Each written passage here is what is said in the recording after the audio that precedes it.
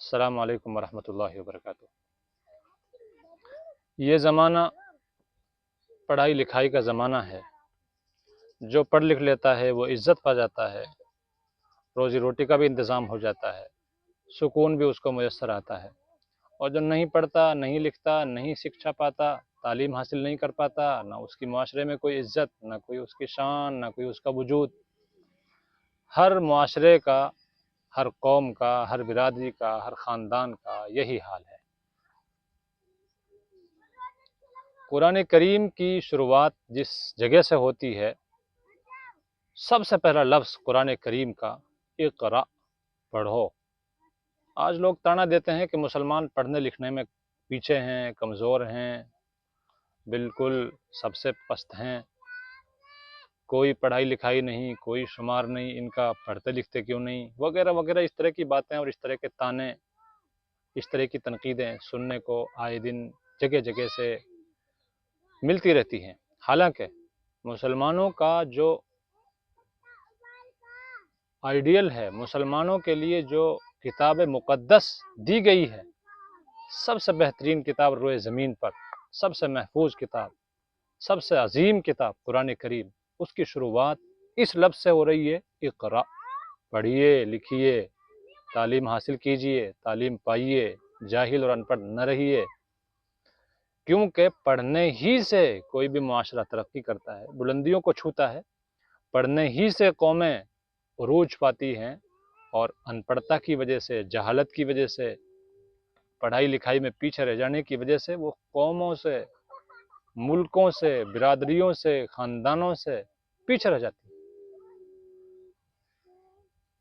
اس لیے میری آپ سے گزارش ہے، پڑھنے لکھنے پر دھیان دیں، خود بھی پڑھیں، بچوں کو بھی پڑھائیں۔ جو نہیں پڑھ سکے وہ کم از کم اب یہ غلطی نہ دہرائیں۔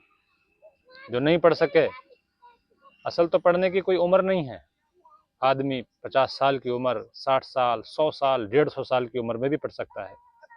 صحابہ کرام رضوان اللہ تعالی علیہم اجمعین کے اندر 150، 250، 350 تقریباً مختلف روایات ہیں، اتنی عمر کے صحابہ موجود تھے۔ انہوں نے پڑھنا لکھنا سیکھا ہے، انہوں نے قرآن کریم کو یاد بھی کیا ہے، انہوں نے احادیث بھی یاد کی ہیں، انہوں نے قانون لو بھی یاد کیا ہے، انہوں نے وراثت کے مسائل بھی یاد کیے ہیں، انہوں نے نماز، روزہ، زکوٰۃ، حج کے مسائل بھی سیکھے ہیں، پڑھے ہیں، سکھائے ہیں پھر لوگوں کو۔ یہ کہنا کہ ہماری عمر نکل گئی لوگوں کو کہتے ہوئے سنا جاتا ہے، یہ بیتو کی بات ہے، بیجا بات ہے۔ اگر کوئی کچھ کرنا چاہے، پڑھنا چاہے تو اس کی کوئی عمر نہیں ہوتی۔ خیر، 100 باتوں کی ایک بات، قرآن کریم میں دوسری جگہ اللہ رب العزت فرماتا ہے، هل يستوي الذين يعلمون والذين لا يعلمون انما يتذكر اولو الالباب، کہ کیا پڑھے لکھے علم والے، اہل علم، اور بغیر علم والے، بلا علم، برابر ہو سکتے ہیں؟ ہرگز نہیں ہو سکتے۔ علم والے ان کی الگ ہی شان ہوتی ہے، اور بغیر علم والے ان کی کوئی پوچھ نہیں ہوتی، کوئی وجود نہیں، کوئی حیثیت نہیں، کوئی عزت نہیں، کوئی شمار نہیں ان کا کبھی سے بھی۔ اللہ رب العزت نے اپنے پیارے نبی، اپنے حبیب محمد عربی صلی اللہ علیہ وسلم کو اس معاشرے میں بھیجا جو امیوں کا معاشرہ، ان پڑھ لوگوں کا معاشرہ۔ اللہ کے رسول خود بھی امی، خود بھی اسی معاشرے کا حصہ ہیں، لیکن اسی امی کے ذریعے سے اللہ رب العزت نے علم کے، معلومات کے، تعلیمات کے، شکشا کے دریا بہائے ہیں۔ اسی نبی امی کے ارشادات اس قدر جامع علوم ہیں، علوم سموئے ہوئے ہیں اندر، اتنا کچھ علم ان کے اندر بھرا ہوا ہے، اور علم کا اتنا خزانہ ہے ان کے اندر، آج تک ایک ایک حدیث پر اللہ کے رسول صلی اللہ علیہ وسلم کی زبان مبارک سے نکلے ہوئے الفاظ کی تشریح ہو رہی ہے آج تک، اور وہ ختم ہونے کو نہیں آ رہی ہے۔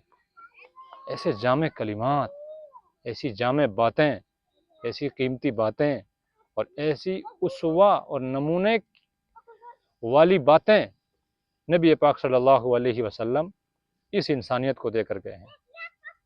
تو میں تو کہتا ہوں پوری انسانیت کو جاہل اور ان پڑھ نہیں رہنا چاہیے، بطور خاص اس قوم کو جو اس عظیم پیغمبر محمد عربی صلی اللہ علیہ وسلم کی نام لیوا ہے اور ان کی فالوورز ہے، ان کی باتوں کو مانتی ہے اور اپنے سینے سے لگاتی ہے، ان کی عظمت، ان کی حرمت، ان کے تقدس کی قائل ہے، کم از کم ان کو پڑھائی لکھائی کے میدان میں پیچھے نہیں، سب سے آگے رہنا چاہیے۔